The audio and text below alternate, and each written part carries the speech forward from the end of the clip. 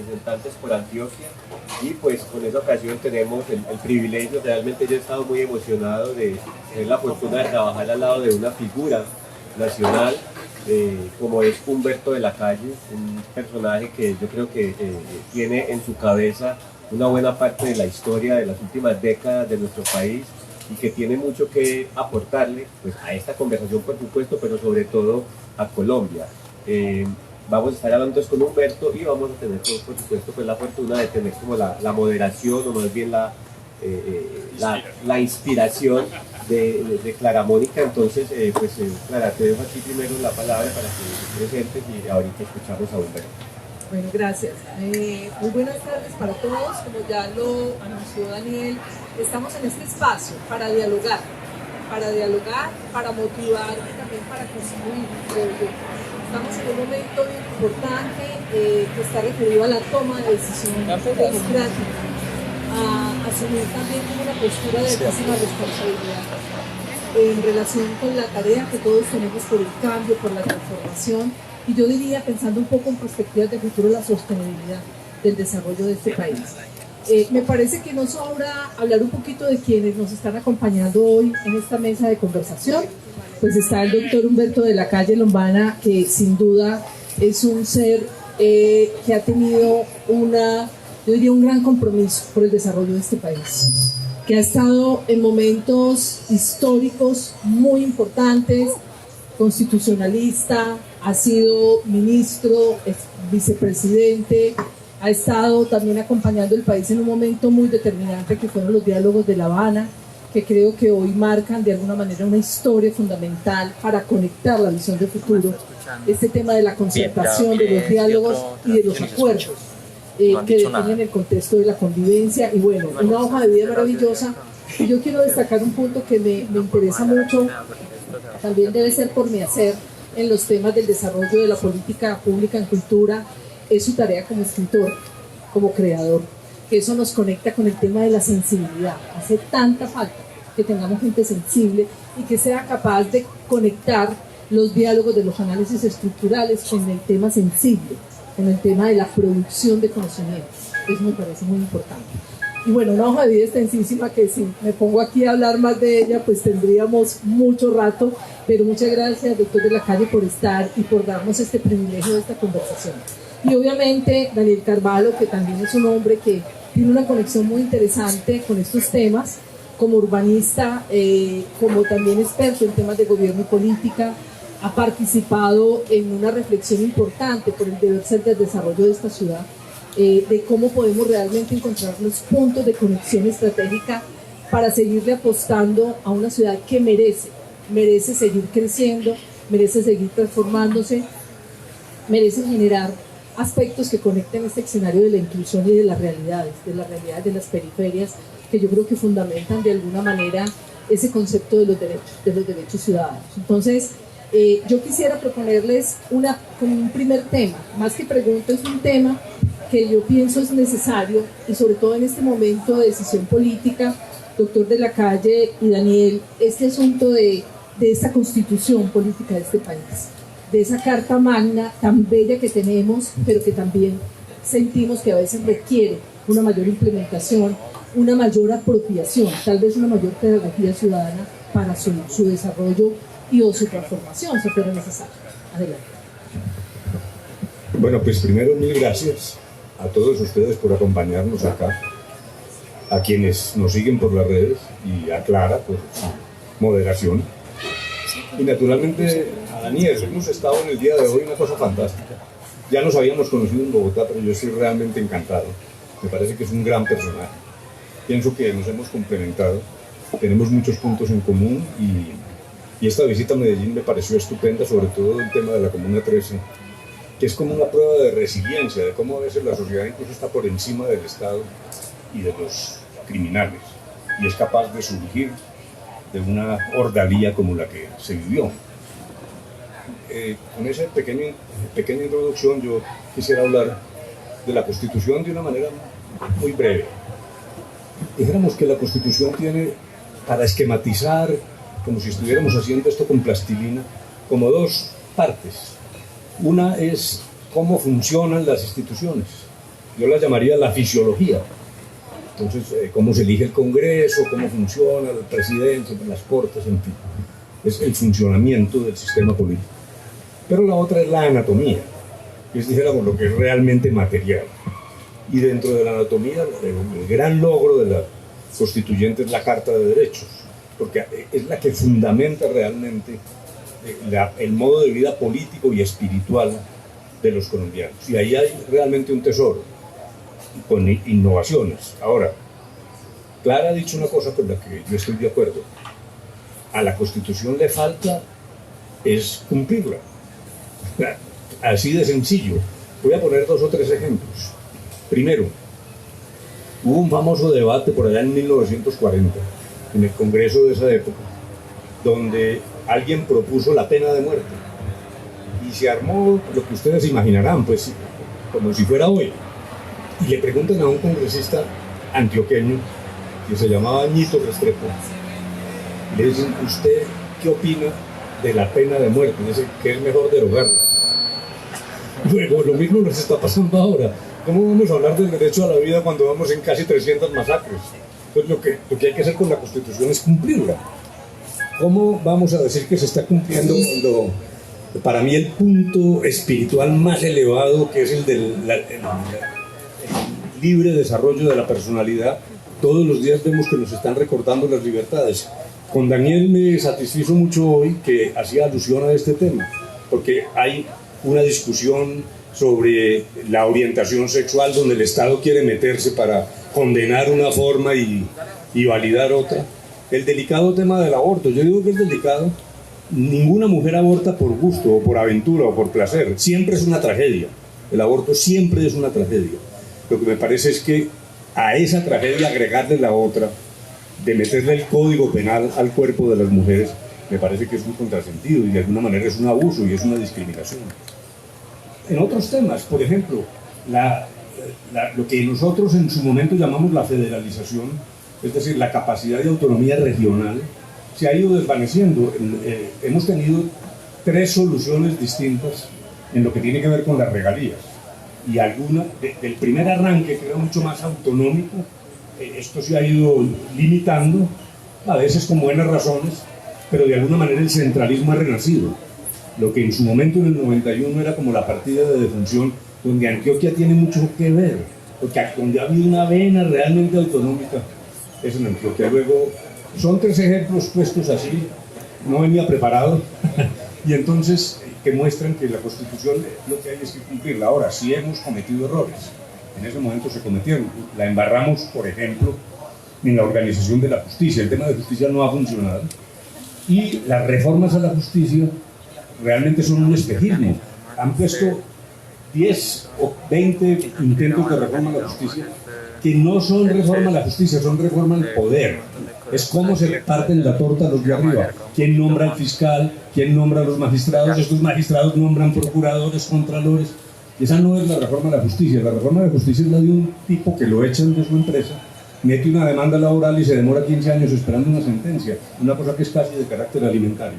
Pues dijéramos, allí en justicia sí me parece que casi que hay que hacer borrón y cuenta nueva. Pero en general, y con esto quiero terminar, de todos modos la Constitución, así, con esa perspectiva de aplicación a ultranza, es un tesoro que tenemos los colombianos, y lo que no podemos es dejar que se pierda, y que se pierda en manos del populismo y del caudillismo. Yo veo muchos riesgos para la Constitución. Por ejemplo, la separación de poderes está realmente en jaque. Digámoslo con toda franqueza, hombre, sin mentirnos, este gobierno ha golpeado la separación de poderes. La Junta del Banco de la República ha perdido autonomía. La mayoría hoy la tiene el presidente. En las Cortes, en la Procuraduría, en la Contraloría, en los órganos de control, realmente lo que hay es unos desequilibrios en favor de un presidencialismo que era lo que queríamos acabar en el año 91. Luego, además, y para terminar este primer segmento, hay como un ambientico autoritario. Yo no me atrevo a decir pues que estemos en la situación de Pinochet, yo tampoco quiero hacer demagogia ni exagerar, pero uno sí nota recorte de libertades, hay temas que aparentemente son técnicos, pero no, vino la pandemia y claro, por un problema de salud, todos los ejecutivos del mundo, las ramas ejecutivas tenían que actuar, hacer unas prohibiciones, etc. Pero aquí se hizo una trampa, porque se declaró la emergencia, pero los decretos que nos coartaron las libertades, a veces con razón, fueron dictados por reglamentos que no tienen en la práctica control. Porque como no se hizo por emergencia, que es la que va a la Corte Constitucional, eso quedó en el limbo y en tierra de nadie, y hubo discusiones, entre otras cosas esa de los señores de 70 años, pues, dijéramos anecdóticamente. Luego me parece que hay ese deseo, ahora los colombianos tenemos miedo de salir a las calles, que lo matan a uno en los restaurantes por robarle un celular. Pues la respuesta es más cárcel, más gente en la cárcel. Claro que hay que responder, el Estado tiene que responder, pero eso es una respuesta insuficiente. Entonces más penas, todos los días nos inventamos una pena más. Y eso ya sabemos que es totalmente ineficaz. Eso es populismo punitivo, eso es para lograr aplausos de la galería. Pero el problema es que están viendo la seguridad sin ver que eso está ligado a la justicia. Ese tema de los reincidentes, de los tipos que cogen y sueltan, viene de la justicia. Y en cambio aquí el gobierno decidió resolverlo fue en términos de, no, pues meta a esa gente en la cárcel y no la suelte. Como quien dice, esa fue para caricaturizar la solución. Resumen, la Constitución es un tesoro y tenemos que defenderla. ¿Defenderla de quién? Del autoritarismo, pero también de quienes, sobre pretexto de interpretar la indignación ciudadana y las frustraciones ciudadanas, entonces inventan todo el cuento de tipos populistas que en el fondo afectan la Constitución por dos razones. Primero, porque en vez de la reflexión nos venden emociones, y generalmente emociones negativas. Odio, pelean, eso me parece que es muy malo. Pero en segundo lugar, afecta la Constitución porque se pierden los equilibrios, porque la tesis del populismo es: hay una élite que siempre es corrupta, y en nuestro caso, claro, lamentablemente es casi 90% cierto. Hay una élite corrupta, entonces yo que soy el caudillo, yo soy el que soy capaz de conectarme directamente con el pueblo y borro toda la institucionalidad. Si ustedes ven las últimas encuestas, ninguna institución se salva, desde las cortes hasta los órganos de control, incluso una que a mí me parece que es la demostración de que esto es una especie de tsunami. Le va muy mal a la Junta del Banco de la República. Y carajo, pero la Junta del Banco de la República, los expertos saben que es muy poderosa, pero eso es un tema de unos economistas. ¿Qué va a saber un taxista cuál es el poder de la Junta del Banco de la República para decir que tiene mal concepto? No, el mal concepto es por la generalización, porque acá hay una ruptura social y porque el gobierno ha golpeado tanto todo el régimen institucional, y golpean las cortes. Cada que sale una sentencia que no le gusta, entonces le meten un puñetazo a las cortes y ahí estamos pagando las consecuencias. Por eso nosotros lo que queremos es recuperar el verdadero y genuino sentido de la Constitución, que es transformadora, pero con responsabilidad, con reflexión, y no solo con odio y emoción. Es lo que yo diría para comenzar. Bueno, excelente, sí, Daniel, claro. Mira, yo no soy pues abogado y entonces por supuesto no soy experto en Constitución. Yo recuerdo cuando se hizo la Constitución, yo tenía 12 años, entonces yo la vi pues como un espectador muy ignorante, pero quiero destacar tres cosas de ella. En primer lugar fue cómo se llegó a ella, ¿sí? Que fue un acuerdo ciudadano de todos, de los colombianos, entre fuerzas muy disímiles. ¿Sí? Yo recuerdo la foto de Antonio Navarro con Álvaro Gómez, que eran posiciones completamente contrarias o diferentes, que no eran capaces de ponerse de acuerdo sobre temas esenciales. Entonces para mí ese es un mensaje muy potente, porque hoy en día estamos viviendo una situación, pues no voy a decir que similar, pero sí de una rivalidad que parece que nos lleva siempre a matarnos, ¿cierto? Entonces lo primero, y yo por eso destaco tanto la presencia de Humberto, es ese espíritu conciliador, la necesidad de buscar consensos. Es que ya exploramos durante 200 años el camino de la rivalidad a muerte y ya sabemos que lo único que nos ha dejado son baños de sangre. Entonces, primero quiero destacar eso, es cómo se llegó a la Constitución.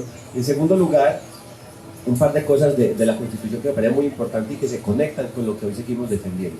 Primero, las libertades individuales. Es una Constitución de corte liberal.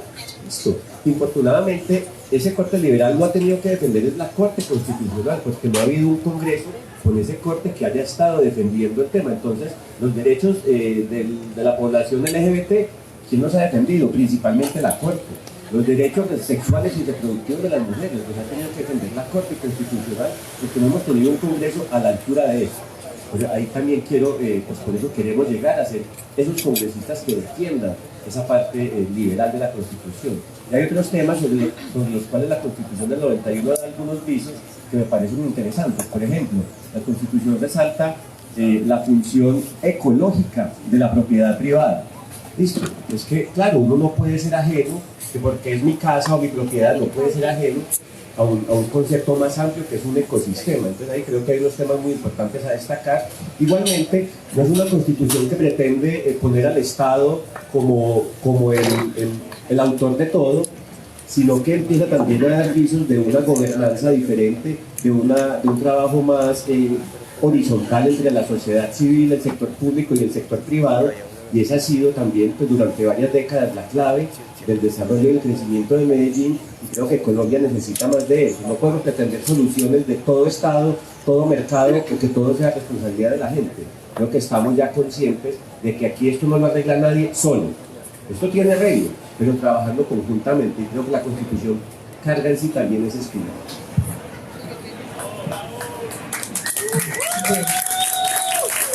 Bueno, me gusta mucho el rumbo que va cogiendo esta conversación, porque precisamente era muy necesario que entendiéramos esa herramienta, esa esencia de lo que es la Constitución colombiana, porque es la conexión con los temas identitarios. Somos colombianos y nos basamos en ese instrumento normativo, legal, pero también filosófico y misional. Ahí hay unos puntos para pasar precisamente como a la segunda idea que quiero proponer en esta conversación, y es recojo algunos elementos. El tema de los acuerdos ciudadanos. ¿Qué acontece hoy en la comprensión de lo que son los acuerdos ciudadanos de parte de la ciudadanía y la comunidad en general? El enfoque de derechos, que sin duda hoy estamos en una conexión fundamentada en la pregunta que nos hacemos por los derechos humanos y los derechos culturales, que son como la gran, diría yo, el corazón de todo este tipo de planteamientos. Todo lo que está asociado igualmente al asunto de las libertades y las diversidades, porque esa es la confluencia precisamente y la riqueza que tenemos como país, y la visión de lo colectivo como eje para avanzar en este proceso. Entonces, yo quisiera poner un poco el motivo de esta segunda intervención en qué tareas debemos desarrollar como ciudadanía, en cabeza de quienes nos representan en el Senado y en las otras instancias legislativas, para lograr los cambios sustantivos que el país necesita. Estoy poniéndonos una tarea, además de quienes nos representan, a todos nosotros como ciudadanos. ¿Qué debemos hacer realmente para lograr eso? Bueno, yo voy a presentar unas ideas y después pido el auxilio de Daniel, porque dijéramos, él tiene la experiencia de haber trabajado de cerca y tener, dijéramos, una experimentación que me parece que es muy útil para esta reunión. Lo primero es que lo que llamamos democracia representativa se reventó. ¿Para qué nos metemos mentiras? Eso está reventado. Nosotros aspiramos a llegar al Congreso, pero con la convicción de que el escenario de la política no está solo ahí. Hoy hay mucho más política por fuera, en la sociedad civil. Voy a poner ejemplos, hasta anodinos. Cada que está aquí, dijéramos, un paro campesino, terminan resolviendo en unas comisiones entre campesinos y gobierno. Y el Congreso está ausente. Y no solo está ausente porque lo sacan, sino porque huye. Daniel dijo una cosa: este es un Congreso huidizo.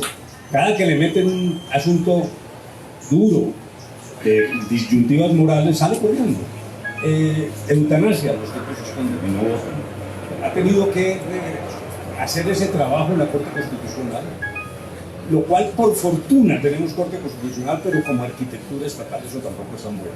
Luego, este sistema de representación en que la gente no hay vota y le daba el monopolio de la política a esos señores elegidos, eso ya no es así. Hay que votar, porque un eslabón importante del ejercicio de la vida pública está allá, pero hay que entender que el escenario hoy es mucho más amplio, y particularmente en la sociedad civil. Ahí es donde se está cocinando. Yo creo incluso que la idea original de democracia representativa y combinada con la democracia participativa que tuvimos en el 91, lo que yo llamaría la macroparticipación, los referendos y todo eso, no ha tenido buena suerte. En cambio yo veo, y aquí en Medellín sí que lo vivo, hay mucha efervescencia de la sociedad, y ahí se está haciendo la política pública. O sea, que la política no está en manos solo de los políticos. Esto se resuelve entonces, para responder tu pregunta, en mi opinión, en una mayor participación. Participación, además, que en la mayoría de los temas debe ser comunitaria, y entonces aquí conecto esto con las conversaciones de paz. Cuando propusimos en el punto 2 la reforma política, no estábamos diciendo que había que discutir la democracia colombiana con unos señores que habían estado en armas 60 años, eso no fue lo que dijimos. Lo que dijimos es, a partir de acá, estos señores dejan las armas y hacemos un acuerdo que es una hoja de ruta para Colombia. Ya el problema no es las FARC ni un gobierno, olvídense, eso ya no existe. Aquí, en cambio, en el acuerdo, por ejemplo, en la reforma rural, queda un camino para Colombia que no han dejado cumplir, y el de la reforma política es dramático, porque no hay una coma.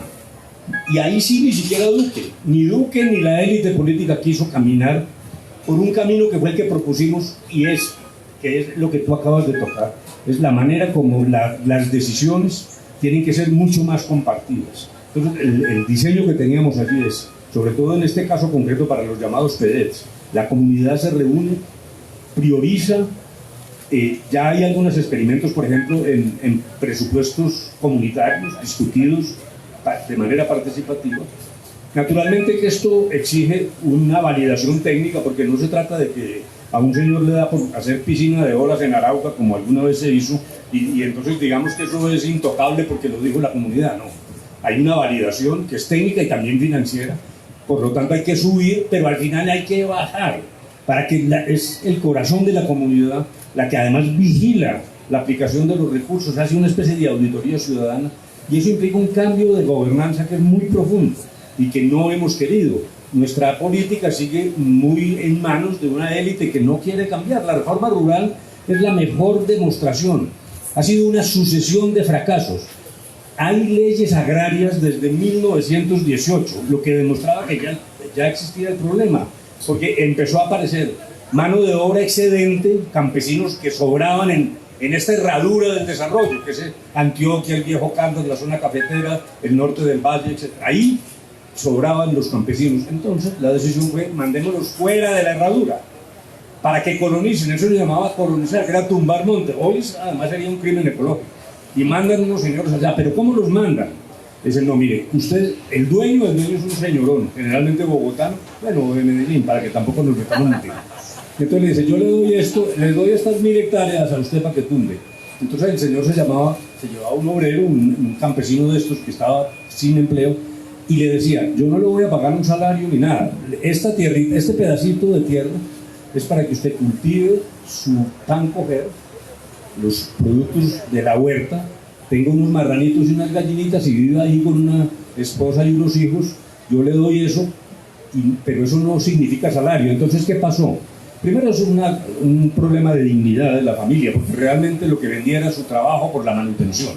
Y eso es una idea éticamente muy reprochable. Pero segundo, en términos económicos, como no se creó una masa de consumidores de estos campesinos excedentes, eso terminó afectando la industria. ¿Cómo será que un tipo que ustedes han oído mencionar, que se llama Hernán Echavarría Olózoga, que no es ningún socialista ni ningún comunista, ya desde 1930 dijo, la falta de reforma agraria está afectando toda la economía, inclusive la economía industrial, porque si no hay masa de consumidores, si esos campesinos no tienen salario, pues usted lo que tiene es una economía muy chiquita. Ya voy a terminar diciendo esto.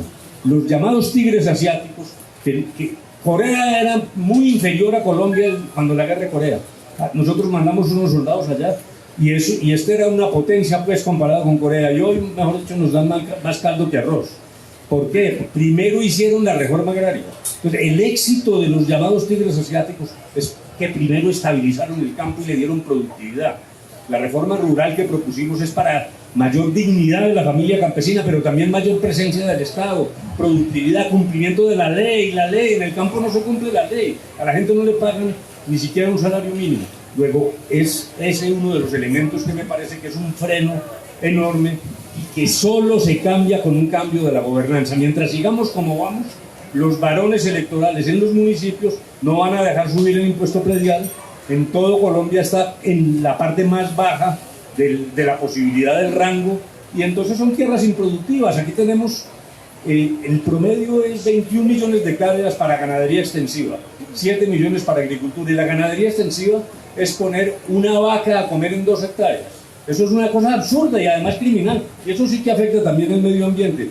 Pero ¿por qué? Primero porque pues la tributación es tan baja que al señor no le importa, pone unas vacas ahí, no, tiene que pagar muy poquitos impuestos, pero últimamente, y eso sí que tiene que ver con lo que nos ha pasado, sobre todo en esta zona, el tener tierra ya no es solo un problema de productividad, sino de tener control político y corredores, dominio casi que soberano para actividades criminales.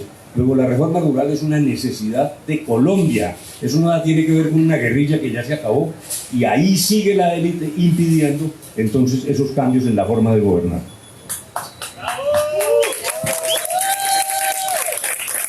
Clara, tu pregunta partía de algo muy importante, y es cuál es el papel de la ciudadanía, listo, en las discusiones y en las decisiones políticas y en el desarrollo del país. Y eso conecta mucho con mi historia personal.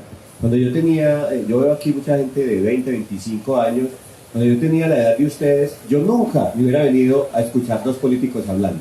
Me parecía lo más horrible, no tenía ningún interés en la política. Yo crecí en los años 80 y 90, donde la ciudadanía estaba asustada. Uno no salía a manifestar, uno no salía a proponer, uno estaba asustado. Si salía a manifestar, te de una lista negra y te mataban.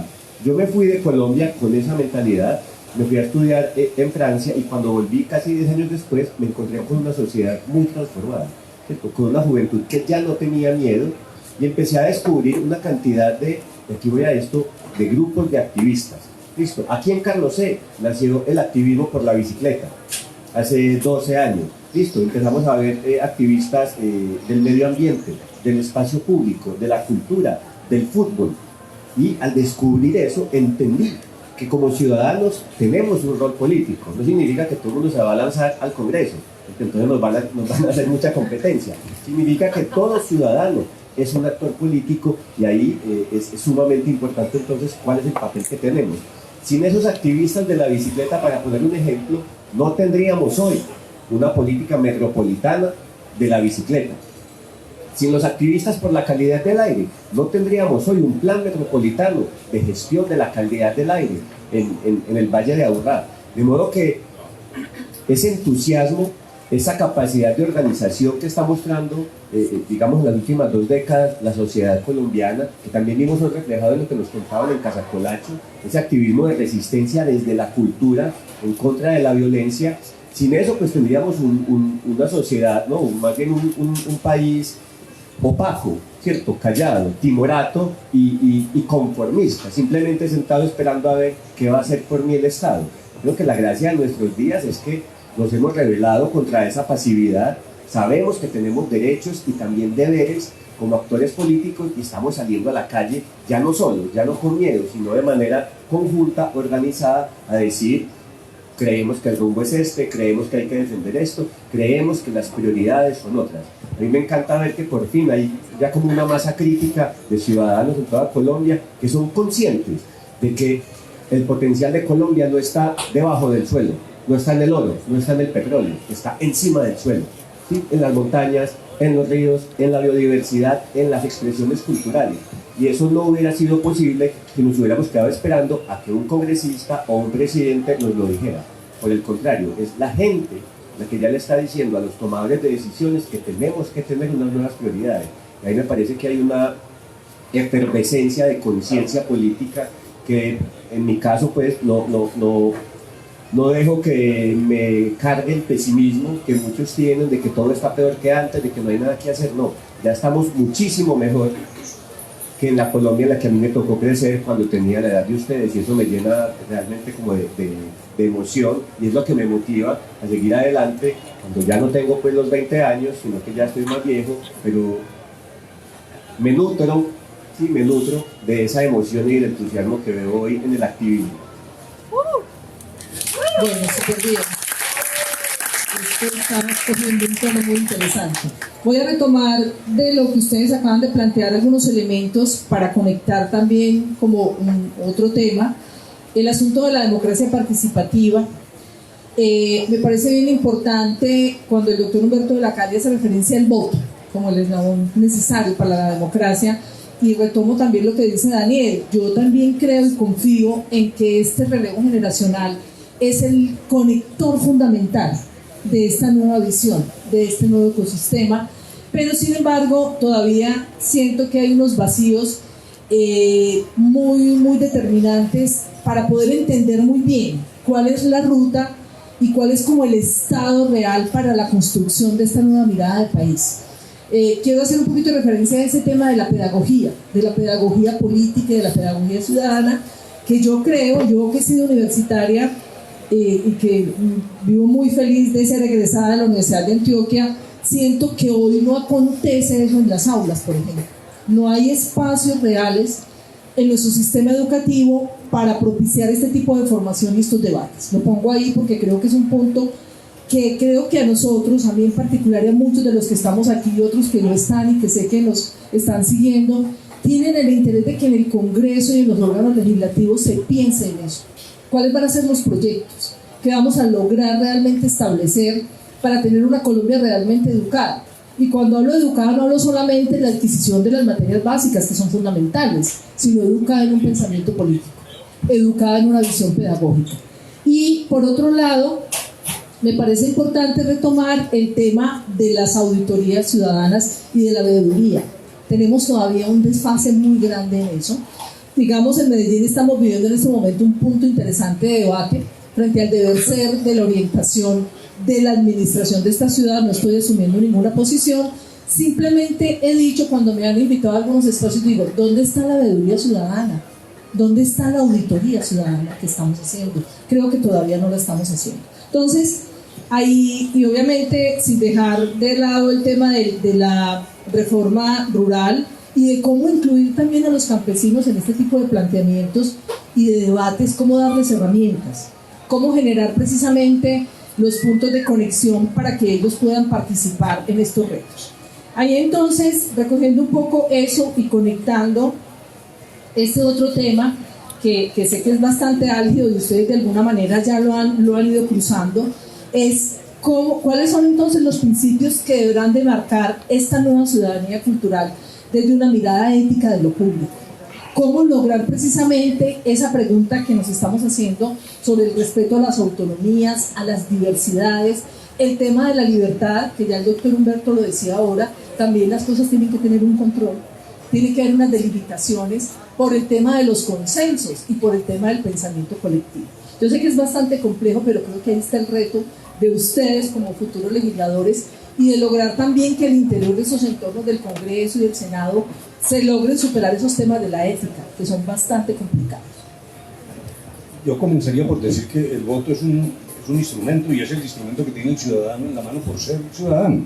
Luego debería ser casi la varita mágica para abrir las llaves de la política, pero no lo es por muchas razones.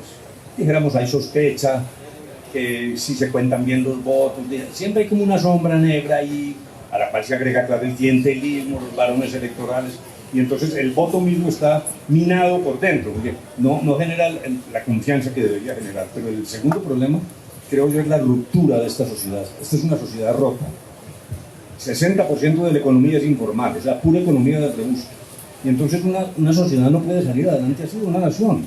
Porque, por poner un solo ejemplo, la seguridad social consiste en que los que estamos activos pagamos para los inactivos, para los viejitos. Yo todavía no he llegado allá, espero pues que me crean. Y para los jóvenes que como no pueden trabajar, pues hay que ayudarles. Pero si el 60% de los miembros de una sociedad no contribuye a la seguridad social, recae sobre el 40%, y en Colombia entonces terminan cargándole la mano a lo que se llaman los impuestos de nómina. Luego no puedes generar empleo fácilmente porque siempre tienes una carga que no debería ser así, y hay por fortuna una serie de iniciativas que allá nos van a traer, mi estimado compañero del Congreso. Preparémonos, reforma pensional, reforma del contrato de trabajo, flexibilización laboral, en fin, que algunas son bastante impopulares, pero toca darse la pela. Es que yo veo estos candidatos todos pintando pajaritos de oro. No, Colombia tiene futuro. Yo tengo una visión optimista, pero para llegar a la tierra prometida primero hay que pasar el Mar Rojo. Estos 4 años van a ser de sufrimiento. Aquí nos vamos a tener que dar unas penas muy grandes todos. Como dice Mocus, todos ponen. Los ríos de leche y miel vendrán, pero por ahora yo creo que aquí hay unas decisiones que van a ser realmente muy duras. Luego, el problema entonces de la limitación del voto nos conduce a la sociedad rota. Y la sociedad rota particularmente se siente en los jóvenes.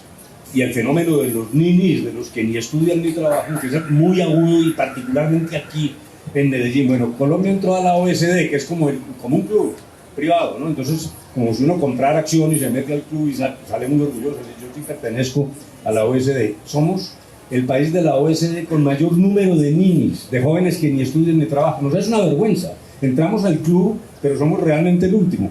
Y entramos al club es como el tipo que vende la nevera para pagar la acción del club, pero para después sacar pecho. Entonces, esa ruptura hace que muchos jóvenes realmente ven más su camino en la calle, en la protesta, que en el Congreso. Y yo también entiendo eso. No estoy hablando del vandalismo, claro. A nadie le gusta pues que le destruyan su carro, su negocio. No es eso. Esos desmanes son un lunar. Pero yo sí creo que el derecho a la protesta es fundamental, pero eso hay que canalizarlo. Y me parece que el primer problema es el de cómo canalizamos esa energía a través del voto para escoger bien. Y siempre, claro, yo insisto en que la política tiene otros escenarios, no es solo el Congreso.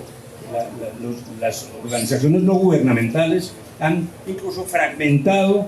Lo que hacían los partidos era darle una receta. Si usted es conservador, usted cree en Dios, usted piensa que todos son heterosexuales, que en Colombia no hay negros, que no hay mestizos, etc. Y entonces usted cree en eso y esa es la respuesta para todo. El propio liberalismo también era una respuesta universal, ¿no? Usted cree en la libertad corrige todo, la economía libre, etc. Resulta que esas recetas se despedazaron, porque no hay partidos, pero no está tan mal. Hay gente que dice, qué horror. No, los partidos son como muebles viejos. Todavía uno se puede sentar en ellos. Vos y yo nos vamos a sentar ahí, sin partidos, pero haciendo un papel de esa naturaleza. Pero hoy los animalistas están por fuera. Los que defienden la identidad sexual diversa están por fuera. Hay una efervescencia de la sociedad por fuera. Y nosotros, los que seguramente seremos congresistas, si ustedes nos ayudan, pues tenemos que entender que la política está por fuera y que el voto entonces sí es una clave, pero que uno no puede resolver hoy todos los problemas de una sociedad multifacética y pluralista, que es la que tenemos que defender. Termino reiterando el llamado de alarma. Cuando dije que la Constitución hay que defenderla, me refiero también a esa forma de pensar, la que ya llamamos caudillismo populismo, que es la de desaparecer las instituciones, y el caudillo dice, no, yo soy el pueblo, usted es pueblo, pero yo soy el que le representa a usted, y aquí no hay instituciones, ni cortes, ni congresos. En Colombia, la gente cree que esto es como una fábula. Mira, este señor está medio loco, porque ¿dónde ve eso? No, ¿cómo que no? El Centro Democrático habló de una cosa que se llama el estado de opinión. Ahí está la definición que la hizo el señor Álvaro Uribe Vélez. Yo no lo cito casi textualmente. El estado de opinión es que el líder interpreta la opinión. Sí, pero ¿con qué parámetros? Como finalmente es brincarse a la institucionalidad. Luego, ahí el lobo feroz está pendiente. Y yo sí tendría que hacer el llamado de que creo que la Constitución sí hay que defenderla en el sentido de las libertades, del pluralismo, de la inclusión, de la tolerancia, y ese creo que es un designio que nos toca a vos y a mí, mi estimado compañero, llevar allá esa voz al Congreso.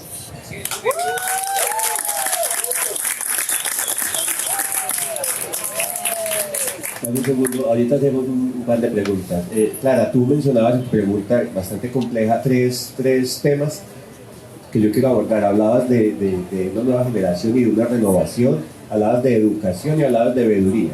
En primer lugar, con respecto a la renovación, hace poco yo subí una foto muy orgulloso de estar acompañado de Humberto, y alguien decía, no, pues esa es la renovación si llevamos viéndolo 30 años. Entonces yo quiero hacer ahí hincapié en algo, es que renovación no es tener 18 años, renovación no es simplemente tener una cara nueva, ¿cierto? Lo nuevo no es bueno porque sí, ser joven no es una virtud porque sí.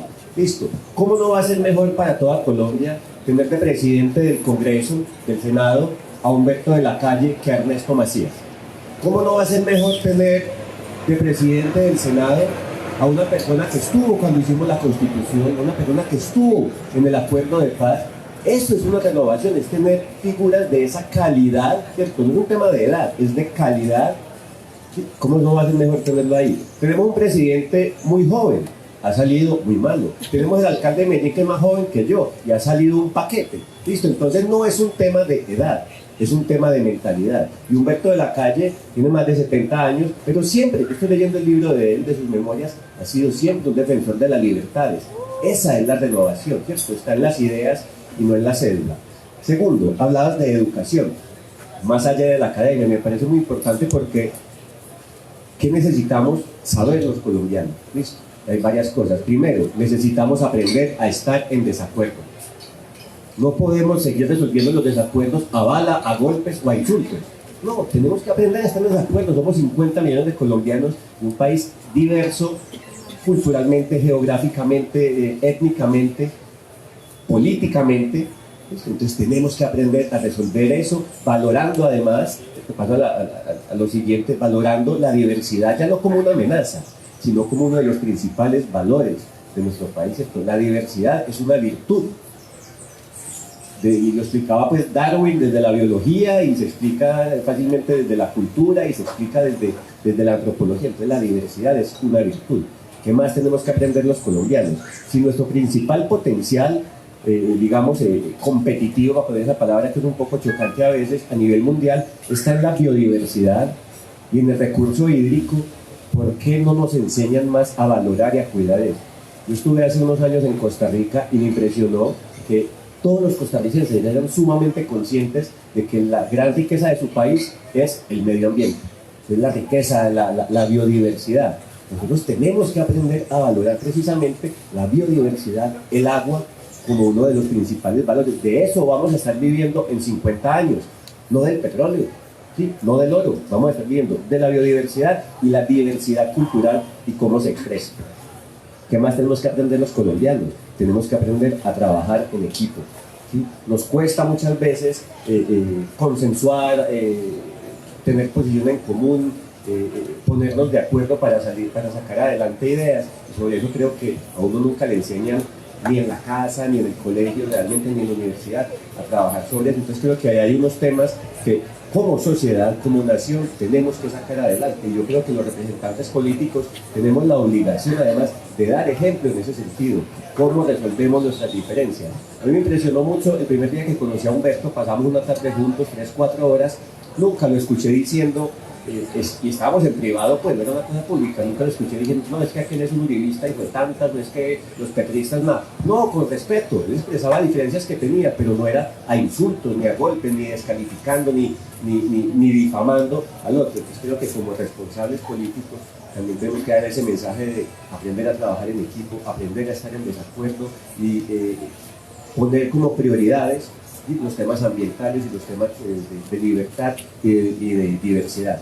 Finalmente hablabas del tema de las veedurías ciudadanas hoy en día. Para mí en mi ejercicio de concejal fue sumamente importante la voz ciudadana, y no la voz de respaldo necesariamente.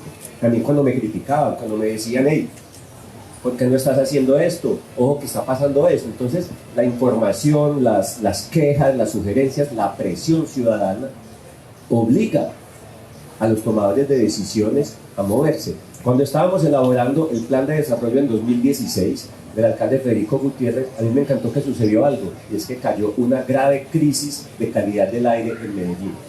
¿Sí? Justo cuando estábamos elaborando el plan de desarrollo, la ciudadanía entonces salió con toda razón pues molesta a presionar al respecto, y eso nos permitió meter en el plan de desarrollo indicadores más ambiciosos en torno a la calidad del aire. ¿Qué estamos viviendo hoy en día en Medellín? Ha sido un inmenso trabajo de veeduría ciudadana que nos ha permitido desenmascarar una cantidad de mentiras o de procesos que está poniendo en riesgo la administración municipal. Entonces, y conecto con lo que dije en la respuesta anterior, el trabajo político ciudadano no es únicamente votar. El trabajo político ciudadano no se resume a lanzarse a algo. El trabajo político ciudadano es día a día estar mirando, se llama veeduría, estar viendo, estar informando, estar alegando, estar proponiendo, estar presionando. Eso creo que es el futuro de la democracia, más allá, insisto, de votar o de meterse a X o Y partido. Bueno, me gusta mucho, doctor de la Calle, ese concepto que usted trae a este diálogo sobre la sociedad rota. Yo creo que ahí nos toca precisamente establecer cuáles van a ser como los mecanismos para recuperar el tejido. La palabra tejido es muy bella porque además tiene una cantidad de secciones, de conexiones, de asuntos identitarios, del asunto de tejer, de formalizar, de construir conectores fundamentales para este tipo de desarrollo. Y bueno, creo que es uno de los puntos clave de cómo vamos a recuperar esa sociedad rota.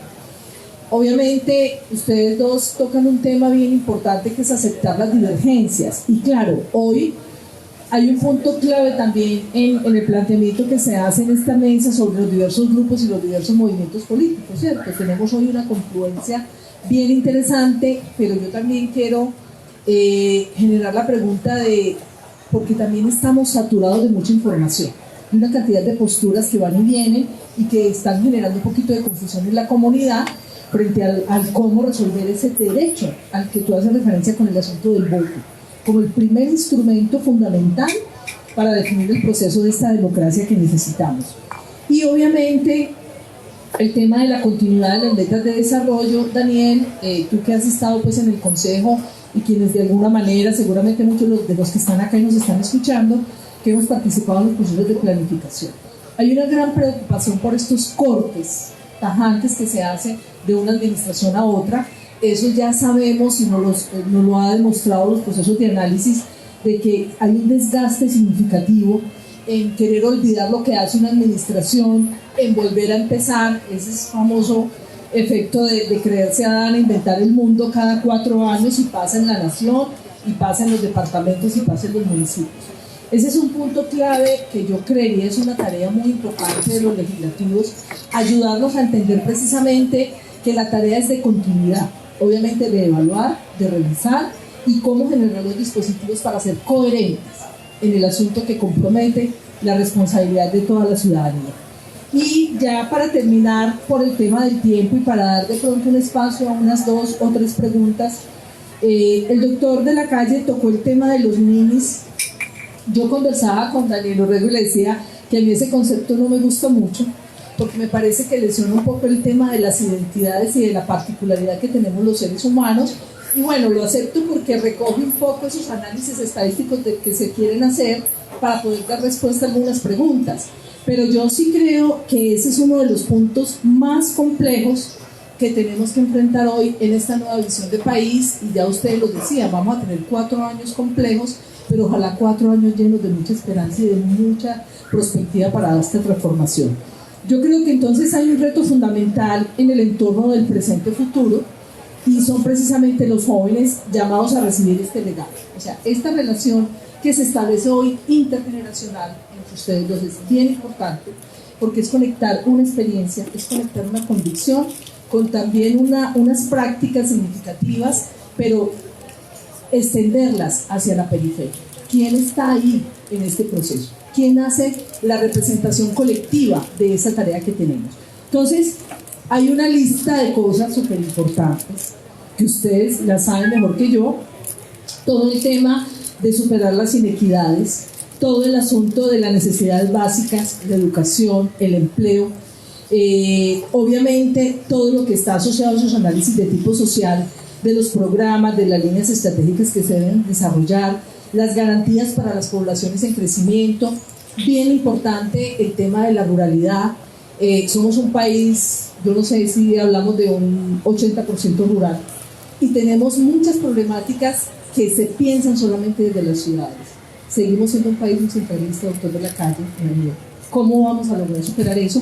¿Y cómo vamos a tener los entornos para que realmente logremos este reto que tenemos de esos niños, que no me gusta mucho la expresión, pero hablemos de estas poblaciones jóvenes que tienen derechos fundamentales a tener calidad de vida? Si dijéramos un mar de inquietudes, yo voy a concentrarme en una, porque dijéramos, una parte de la base que es obvia, la necesidad de la educación y la educación como instrumento para superar la inequidad, en fin. Pero yo quiero decir lo siguiente: el sistema educativo, que no solo es deficiente, sin embargo tiene bolsas de excelencia, y esas bolsas de excelencia corresponden a la educación privada de alta calidad. Eso significa que el sistema educativo, es casi una paradoja, nos está separando, está rompiendo el tejido social. La vida de un jovencito o jovencita de la más alta educación, de la mejor calidad, es una vida distinta a la de un colombiano, de un niño que aún si va al colegio o a la escuela pública, vive otra vida. Dijéramos ahí una finlandización, disculpen la palabra, de una finlandización de nuestra vida social. parte de lo que yo llamo la sociedad rota. ¿Qué hacer? Hay muchas cosas para hacer. La primera es la actitud del gobierno. El gobierno tiene un papel pedagógico que no cumple. Este gobierno se ha dedicado a trabajar sobre el odio. Y entonces no hay unos mensajes de unidad de la nación. Es yo te voy a ganar a ti. Y me parece que eso es como el macho alfa. Yo creo que por eso hay que feminizar la política. ¿Sabes si estos machos alfa dejan de estar peleando a toda hora? Pero no se olviden que tengo una propuesta de servicio social. Yo quiero que los jóvenes nos reencontremos, todos los jóvenes de Colombia, al servicio de la sociedad, en una tarea apasionada, cuando teníamos 18 años, que teníamos pasión, ilusiones. Pero además yo propongo que ese servicio vaya reemplazando, en la medida en que continuemos y logremos una paz más estable, el servicio militar obligatorio. Y ese lo consigo además con una pequeña remuneración. Y yo tengo los cálculos fiscales, no es imposible lograrlo. ¿Y por qué la remuneración? Primero porque es una forma también de combatir el desempleo de esas edades juveniles. Pero segundo por un tema también de ética. Porque dijéramos, hoy necesitamos subsidios, hay que meterle plata al bolsillo de la gente después de esta pandemia, eso es indiscutible.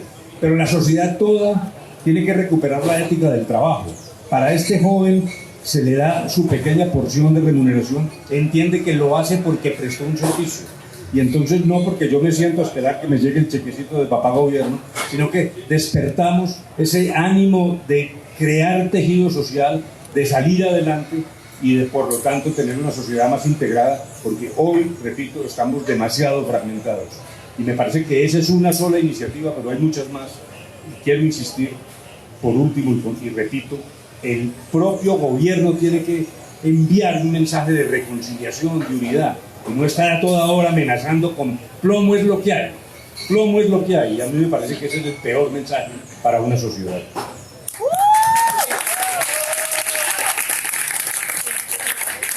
Claro, obvio pues también hay que solo abordar una parte, porque tu pregunta es bastante amplia, pero yo creo que en lo relacionado a los jóvenes hay que abandonar esa mirada peligrosista, según la cual pues joven igual peligro, ¿cierto? El joven es el que te va a matar, ¿cierto? El joven es el delincuente. En el trabajo que logramos hacer desde el Consejo, trabajamos con unos grupos de jóvenes históricamente excluidos para cambiar la visión, ¿cierto? El trabajo con los barristas, una población que siempre había sido señalada de vándala, el trabajo con los grafiteros, igualmente para muchos era un tema de vandalismo, el trabajo con la población LGBTI, que para muchos era un riesgo pues como de que se estaba perdiendo los valores y la moral. Lo que nos ha demostrado es que a esos jóvenes y a los no tan jóvenes, que también somos barristas o grafiteros o LGBT, hay que darles oportunidades. Lo que está reclamando la juventud no son subsidios, son oportunidades. Es que los escuchen, que los respeten, que se entienda su pensamiento. Yo creo que hay que darle la vuelta a la forma de trabajar con ellos. Hoy que estábamos en Casa Colacho, le preguntábamos a Jacob, ¿cómo puede el Estado apoyar esas iniciativas juveniles culturales sin cooptarlas, sin apoderarse de ellas, ¿cierto? Y la respuesta de Jacob era muy simple: hay que entrar a apoyar, hay que entrar a fomentar, después de un correcto diagnóstico, a las personas que están haciendo procesos adecuados, ¿cierto? Y creo que ahí la palabra es importante, es proceso, y va por lo que decías ahora de la continuidad. Entonces, ¿qué es un proceso? Es una iniciativa colectiva o individual que va creciendo con el tiempo y sobre la cual hay que seguir construyendo. La metáfora más bella del proceso es un árbol, una planta, ¿cierto? Nace y el Estado tiene que estar en capacidad de identificar qué planta regar, con qué regarla, cuál necesita abono, cuál necesita ser trasplantada. Eso, pienso yo, a partir del trabajo que hemos hecho aquí, es lo que buscan los jóvenes. Escúchenme, miren lo que estoy haciendo, dígame por dónde sigo y por favor apóyenme, ¿cierto? Apóyenme no dándome plata, denme la oportunidad. Creo que en definitiva lo que estamos buscando, no solo los jóvenes, sino todo el mundo, es oportunidades. Y lo he visto acá, y ahora que estuvimos de gira por Suroeste, vimos unas iniciativas agroindustriales, ecoturísticas, lideradas por jóvenes, sin el apoyo del Estado. Magníficas. ¿Qué tal que el Estado además les diera algún tipo de ayuda? Sería mucho mejor. Bueno, se nos acabó el tiempo. Muchas gracias a todos, Daniel, a todos ustedes que nos acompañaron. Bueno, tareas por hacer, pero la noción es pensarnos en colectivo, pensar en los derechos, en la inclusión y en la oportunidad. Tenemos un país maravilloso y creo que merecemos habitarlo y seguirlo ayudando a crecer. Muchísimas gracias. Amigos, dos mensajes parroquiales. No vamos a poder hacer tanda de preguntas porque Humberto tiene que coger un avión y pues no puede perder el vuelo. Pero entonces nos pueden mandar ciertas las preguntas del doctor Humberto de la Calle y nos comprometemos a responderlas. Segundo, voten por Humberto. Número 1, al Senado, Coalición de la Esperanza.